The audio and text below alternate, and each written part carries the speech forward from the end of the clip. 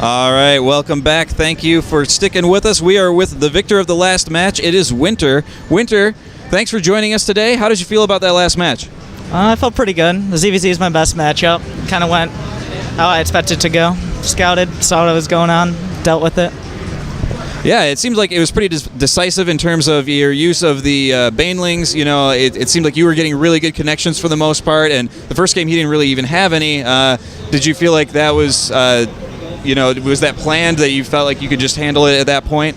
At that point, I clipped on his gas geyser. He was no longer mining gas, so that means he had no potential for banelings. I knew all I needed to do was hold the ramp, make sure I got banelings out, and then you kind of use the banelings to zone out the zerglings, have them on separate hotkeys, and I used that to make sure, even though I had less lings because he wasn't mining gas, that I would have the advantage in the game because his lings couldn't fight my lings without the banelings being on him. So eventually, all it takes is once, and then it starts going my way with the banelings. So. Absolutely. You know, it kind of waterfalls or snowballs its way into a victory. So in Game 2, it looks like Ruypture tried to do a little bit more of a deviation. He was getting, he got the baneling nest a little earlier. He got some spine crawlers trying to defend against the banelings. What was your strategy in overpowering that? Just on 4-player maps, I like to go with the 15, 16, 16, which is an early ling pressure. If I see he has a potential for defending it, and I got in his main, I saw when his gas was, I knew I had speed quicker, which means I could have an advantage early on.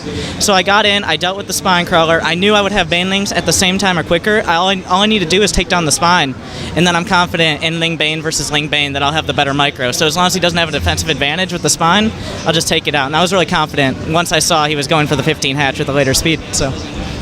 Awesome. So that is your first win of the day.